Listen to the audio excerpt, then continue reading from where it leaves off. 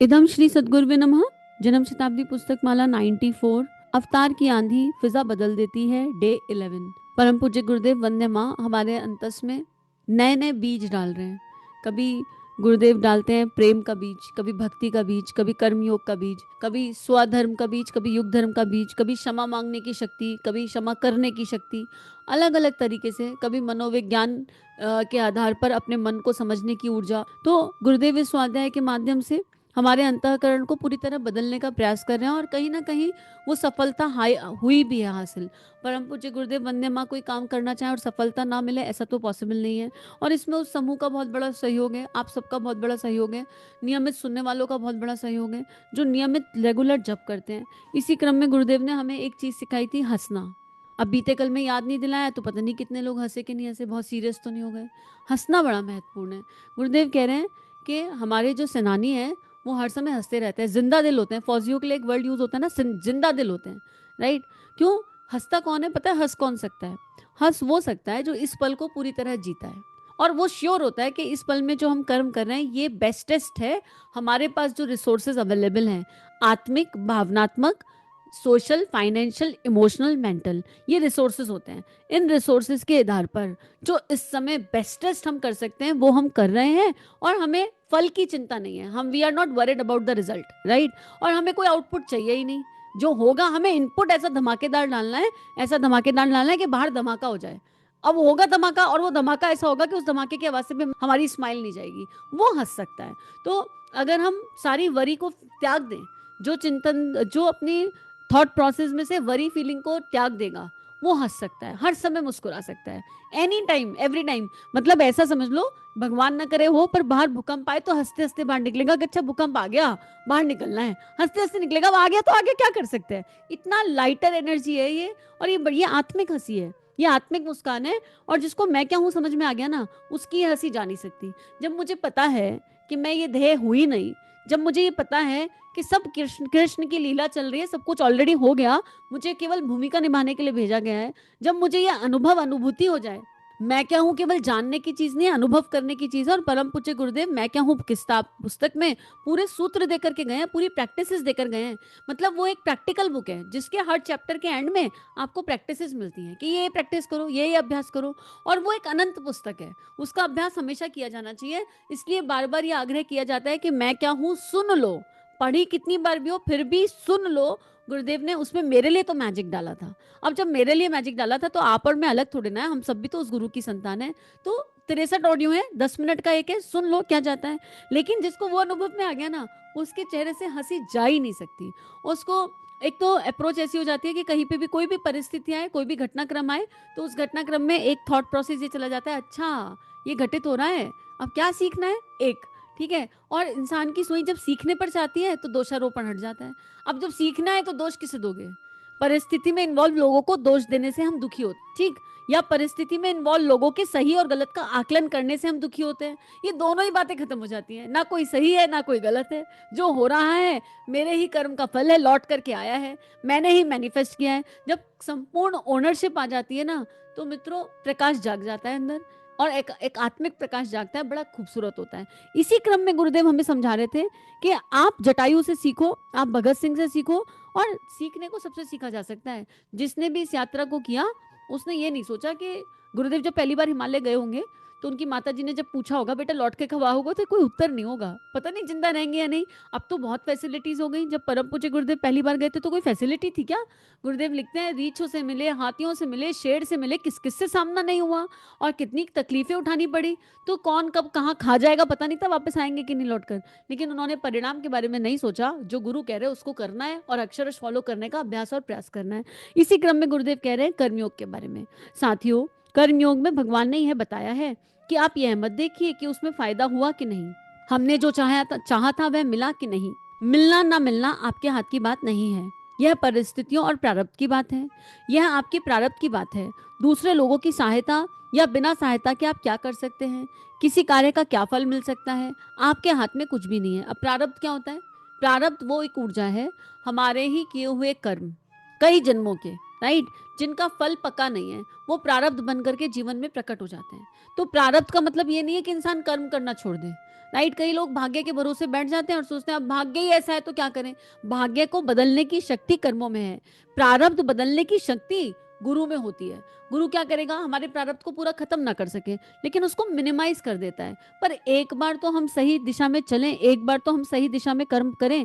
और जब हम समूह के साथ चलते हैं तो सब लोगों का प्रारब्ध होता है। पीछे प्रेमानंद जी का एक बड़ा अच्छा प्रश्नोत्तरी में एक बड़ा अच्छा उत्तर आया कि वो क्रिकेट टीम का बता रहे थे कि जब पूरी एक टीम खेलती है ना, तो उस क्रिकेट टीम में उन 11 लोगों का प्रारब्ध जुड़ जाता है।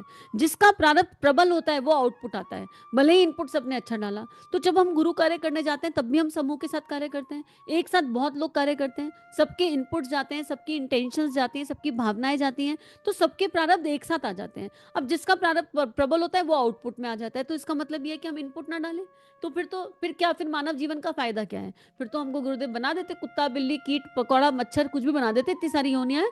लेकिन नहीं, हमें मानव योनि मिली और फिर बाकी योनियों से भी सीखने के लिए, जिसको जिस योनि में भगवान को पाना था उसने पा ही लिया। गजराज भगवान को पाना चाहते थे तो गजेंद्र मोक्ष आ गए और भगवान उन्हें मिल ही गए। तो हर योनि में ये क्षमता है कि वो भगवान का अनुभव कर सके। भगवान कोई वस्तु नहीं है। तो परम पूज्य गुरुदेव कह रहे हैं कि जो फल होता है कर्म का वो बहुत सारी चीजों पर निर्भर करता है, खाली मेरे इनपुट पर निर्भर नहीं करता, परिस्थितियों पर, मेरे बीते हुए जीवन पर, बीते हुए जन्मों के जीवन पर और जो साथी लोग उसमें इन्वॉल्व हैं उस पर निर्भर करता है। लेकिन इसका मतलब ये नहीं है कि हम अपना कर्म ही त्याग दें। अब बिना किसी की सहायता के आप क्या कर सकते हैं, किसी कार्य का क्या फल मिलता है, आपके हाथ में कुछ नहीं है। लेकिन एक बात पूरी तरह से आपके हाथ में है कि आप अपनी जिम्मेदारियां निभाएं और कर्तव्य को पूरा करें। जिम्मेदारियां कौन निभा सकता है और कर्तव्य कौन पूरा कर सकता है? दो बातें हैं। जब हम आत्मा के प्रति करते हैं ना, तो उसको देखो, देह के प्रति तो अधिकार आते हैं। जब देह की बात करो तो देह करती है बात अधिकारों की, मेरा अधिकार क्या है। जिम्मेदारियां वो निभा सकता है जो अधिकार त्याग दे। किसी भी चीज पर से अधिकार त्याग दो, प्रॉपर्टी पर अधिकार त्याग दो। मैं माँ हूं तो मेरा संतान मुझे क्या देगी, क्या देना चाहिए, अधिकार त्याग दो। मैं पत्नी हूं तो मेरे पति की मेरे प्रति क्या जिम्मेदारी है, अधिकार त्याग दो। पति पत्नी के प्रति हम हर रिश्ते से अधिकार त्याग दें कि मेरा अधिकार क्या है। ये अधिकार ना लड़ाई करा देता है। हम इतना ज्यादा अधिकार वाली एनर्जी में चले जाते हैं कि फिर हम कहते हैं हमारे लिए तो कोई कुछ करता ही ना है। अरे भाई, हमको ये देखना है हमने किसके प्रति क्या किया। दृष्टिकोण पूरी तरह बदलने की आवश्यकता है। अगर परम पूज्य गुरुदेव यही देखते रहते अपने जीवन में और अपने जीवन से सिखा करके गए। गुरुदेव ने कब अधिकार की बात करी? 9 साल की उम्र, छपको माता के प्रति कर्तव्य क्या है वो सोचा। लेकिन उन्होंने तो नहीं करी उस समय अधिकार की बात कि मैं कौन हूं, मैं भागवत जो करते हैं कथा उनका बेटा हूं, राइट, तो मेरा अधिकार क्या है, मैं पंडित हूं, मैं ब्राह्मण हूं। गुरुदेव ने तो ऐसी कोई बात नहीं करी। गुरुदेव तो मानवता के अनुसार पर चले। गुरुदेव के जीवन में क्षण क्षण हम ये सीख सकते हैं कि उन्होंने कभी किसी अधिकार की बात की नहीं, अधिकार मांगा ही नहीं। जो अपने जेन्युइन अधिकार थे उनको भी उन्होंने समाज में लगा दिया। उनको मिली प्रॉपर्टी मिली, भगवान को लगा दी, भगवान के खेत में डाल दी। यहाँ तक कि जब अखंड ज्योति बांटने का क्रम आया तो अखंड ज्योति के रजिस्टर पर तो पूरा पूरा गुरुदेव का अधिकार होना चाहिए, उसको भी एक भाई चुरा करके ले गए। गुरुदेव ने उस पर भी अधिकार नहीं किया, मेरा क्या था, चलो ले गया तो ले गया, हम दोबारा बना लेंगे। यहाँ तक कि युग निर्माण योजना पर 3200 किताबों पर कॉपीराइट नहीं डाला। आप इमेजिन करके देखिए, गुरुदेव इतना लिख कर चले गए और किसी स्वाध्याय पर कॉपीराइट नहीं है। गुरुदेव कह रहे हैं क्या, आप इस स्वाध्याय को उठाइए, इससे अपनी कंपनी खोल लीजिए, इससे बड़े बड़े आप क्या वो बनते हैं, आप कॉर्पोरेट में जाकर बड़ी बड़ी प्रेजेंटेशन दे दीजिए, आपको जो मन में आता है इस कंटेंट से कीजिए। गुरुदेव कहीं पर अधिकार नहीं लगा रहे। आप सोचिए, हम तो जरा सी एक किताब लिख देना अगर, तो उस पर अधिकार रख के बैठ जाएंगे, तो मैंने लिखी है, उस पर अधिकार करेंगे। और कोई यूज कर रहा है तो पेटेंट राइट आ जाता है, उसको कहते हैं हमसे पहले परमिशन लीजिए इसको यूज करने की। गुरुदेव 3200 किताबें लिख करके चले गए, जरा अधिकार नहीं है। और हम अधिकार की ऊर्जा में इतना उलझ जाते हैं कि हम कर्तव्य भूल जाते हैं। तो अगर हमें कर्तव्य निभाना है तो हमें आज ही संकल्पित होना पड़ेगा कि अब हम अधिकार की ऊर्जा को पूरी तरह भूल रहे हैं। अब हम किसी से कुछ अपेक्षा आशा नहीं करेंगे, क्योंकि इस अधिकार की ऊर्जा के मूल में जो छुपा रहता है वो होती है आशाएं और अपेक्षाएं। जब ये अपेक्षाएं टूटती है ना, तो मानव टूटने लगता है, भावनाएं टूटने लगती हैं। हमने अपने बच्चों को इतने नाजों से पाला, इतना बड़ा किया, और बच्चा बड़े होकर हमारा कहना नहीं मान रहा, हमारे हिसाब से नहीं चल रहा। तो भाई तुमने मतलब कोई एटीएम मशीन पाली थी क्या कि ये बड़ा होगा तो हमारा ध्यान रखेगा? मतलब क्या पाला था, बच्चा पाला था कि कोई बैंक अकाउंट पाला था? ये विचार करने की आवश्यकता है कि इंटरेस्ट मिलेगा पालेंगे तो। नहीं भाई, कर्तव्य कर्म था। संतान आई क्यों? नहीं बनते फिर माता पिता, जरूरत क्या थी माता पिता बनने की? नहीं, उस समय हमको माँ बनने का, पिता बनने का सौभाग्य चाहिए था। अबे तो सब कुछ चाहिए ही चाहिए, देने की कोई बात ही नहीं है। माता पिता बनने का सौभाग्य मिल गया, ये अपने आप में बहुत बड़ी बात नहीं है। अब बच्चा अपने भविष्य में क्या करेगा, इस पर मेरा क्या अधिकार है? भाई मेरा बच्चा जन्म ले और मैं जन्म ले सोचूं अब ये तो सीए बनेगा और वो बन जाए सड़क पे पेंटर, उसको मजा आए पेंटिंग करने में, और वो कहने लगे मैं तो जाऊंगा वृंदावन की गलियों में कृष्ण की पेंटिंग बनाऊंगा, ये मेरी आर्ट है, इसको यहीं लगाऊंगा, और हम बैठ जाए रोने, हाय राम, सीए बनाना था, इंजीनियर बनाना था, ये क्या हो गया? तो क्या है ये रोना धोना, किसने मैनिफेस्ट किया? हम ही तो मैनिफेस्ट किया, जन्म लेते ही मैनिफेस्ट कर लिया, जन्म लेते ही। तो हम अगर बिल्कुल पूरी तरह स्वतंत्र हो जाएंगे ना इससे, तो बड़ा सुकून प्राप्त करेंगे, बहुत आनंद प्राप्त करेंगे। लड़के की शादी हो रही है, बहू आने से पहले कितनी आशाएं अपेक्षाएं, बहू आएगी तो क्या क्या होगा, सब छोड़ देना इसी समय। अरे कुछ होगा या नहीं होगा, आपको ये देखना है आपके घर में एक बेटी आ रही है, माता पिता को ये देखना है बहू नहीं आ रही, हमारे घर में एक और मेंबर ऐड हो रहा है। जैसे हम अपने दोनों बच्चों का ध्यान रखते हैं, तीनों का ध्यान रखते हैं, एक मेंबर बढ़ गया उसका भी ध्यान रखेंगे। जैसे 4 का टिफिन बना रहे थे, वो भी ऑफिस जाएगी उसका भी बना देंगे। नहीं, हम तो पहले ही सोच के बैठ जाते हैं, अब मैडम आ रही है, अब तो बहू आ रही है, अब हम 4 का टिफिन बनाते थे, हमको छुट्टी मिलेगी, अब तो वो आ रही है, अब तो वो टिफिन बनाएंगे। क्यों बनाएंगे भाई? क्यों बनाएंगे टिफिन? क्योंकि वो बहू है, अपनी बेटी से बनवाया कभी? ये जो छोटी छोटी चीजें हैं ना, ये कलेश का कारण हो जाती हैं। अरे जहां तुम आज तक बनाते आए हो, 3 4 5, एक और बढ़ जाएगा, एक बच्चा ही तो बढ़ा है, तो क्या दिक्कत आ जाएगी? पर दिक्कत आती है क्यों? क्योंकि डीएनए में सेट है, डीएनए में रिश्ते का नाम आता है, अधिकार पॉपअप होते हैं, रिश्ते के नाम पर अधिकार जुड़े हुए हैं। अब बताओ, इस अगर हम इस मानसिकता से बाहर नहीं आएंगे तो केवल दर्द उठाएंगे, किसी और को नहीं उठाना पड़ेगा, हम ही उठाएंगे। और फिर उस दर्द का उपाय क्या है? उस दर्द का उपाय फिर मैं क्या हूं पे आ जाना, वही उपाय है। जब तक वो समझेंगे नहीं, एक लूप में चलते रहेंगे। तो गुरुदेव ने बात एक लाइन में कही, पर बहुत बहुत बड़ी कही। क्या कह रहे हैं गुरुदेव? कौन क्या करता है इसको भूल जाओ, क्लियरली लिख रहे हैं। क्यों? क्योंकि आउटपुट डिपेंड करता है बहुत सारे लोगों की सोच पर। तुम बस ये देखो कि तुमने एक पर्टिकुलर सिचुएशन में, एक पर्टिकुलर परिस्थिति में अपनी जिम्मेदारी पूरी तरह निभाई, अपना कर्तव्य पूरी तरह निभाया, और वो भी आशा अपेक्षा मुक्त होकर के। कुछ लोग कर्तव्य तो निभाते हैं, फिर कहते हैं जीवन भर तुम्हारे लिए कमाते कमाते थक गए। अरे भाई, तो तुम अपना कर्तव्य निभा रहे थे, हमने कहा था हमारे लिए कमाओ?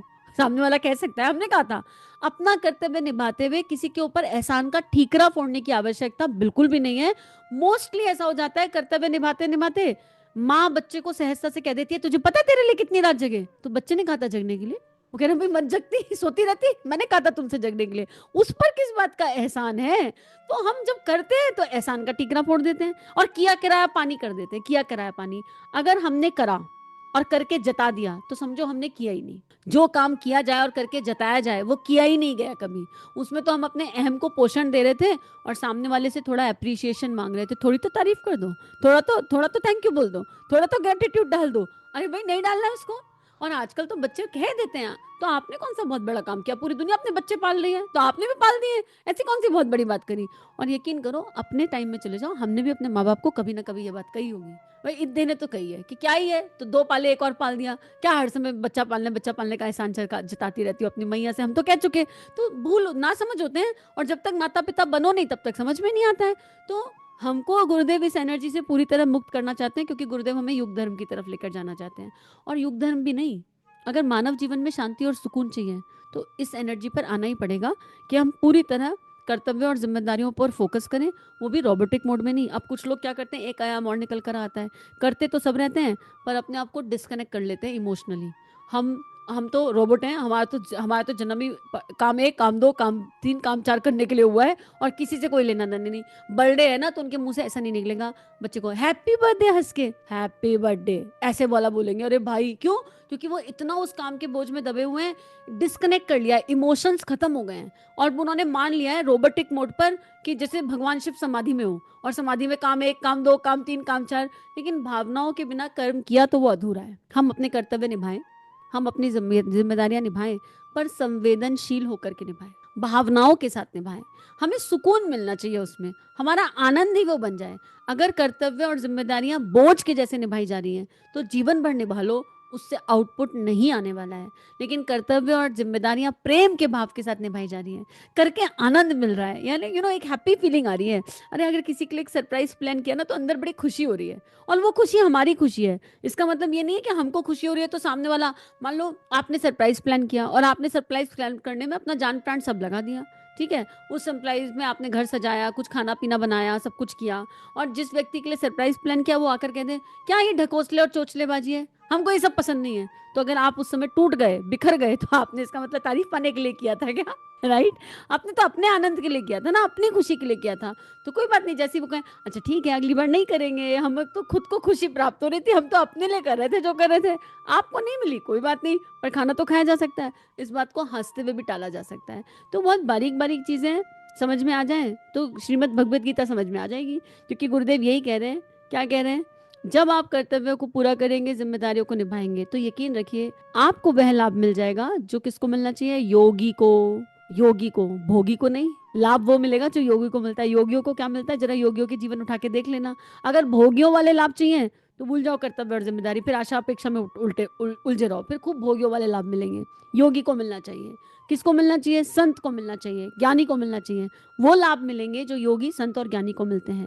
यही गीता का कर्मयोग है। गीता में अर्जुन को भगवान ने कर्मयोग की शिक्षा दी और उसको उसके कर्तव्य कर्म में लगाया, और आज गुरुदेव ने हम लोगों को कर्मयोग की शिक्षा दी। और इस शिक्षा में बहुत कुछ छुपा हुआ है, बहुत सारी बातें छुपी हुई हैं। जितना जल्दी होगा, अगर हम उस अवांछनीयता को आज संकल्प लेकर ड्रॉप कर दें, आज से अपने ऊपर काम कर लेंगे, तो हमारी लाइफ आनंद की ओर बढ़ेगी। और जब लाइफ आनंदित हो जाती है तो मुस्कुराहट बनी रहती है, मुस्कुराहट बनी रहती है तो फिर अवतार भीतर प्रवेश कर जाता है। क्योंकि बात हुई थी ना, अवतार भीतर कहाँ आता है? जो हंसते रहते हैं, खिलखिलाते रहते हैं, उनके भीतर अवतार प्रवेश करता है। तो इसी के साथ आज का स्वाध्याय गुरु चरणों में अर्पित समर्पित करते हैं। सभी अपना ध्यान रखिए, नियमित ध्यान करते रहिए और रोज हंसते मुस्कुराते खिलखिलाते रहिए। इदम श्री सद्गुरुवे नमः। 21वीं सदी, उज्जवल भविष्य, जन जन में देवत्व का जागरण, आत्म सुधार, समाज की सबसे बड़ी सेवा, अपना दीपक आप बनो। जी हाँ, ये सारी बातें हमें सिखाई आचार्य पंडित श्री राम शर्मा ने। परम पूज्य गुरुदेव की लेखनी ने इस जीवन को एक नई राह दी, आनंद दिया, और अब उनकी लेखनी को जन जन तक ले जाना, यही मात्र एक उद्देश्य है। इसमें आपकी सहायता की आवश्यकता। आइए इस लेखनी को विश्वव्यापी बनाएं, जन जन तक इसको लेकर जाएं। चैनल को लाइक कीजिए, सब्सक्राइब कीजिए और सभी से शेयर कीजिए। इदम श्री सद्गुरुवे नमः।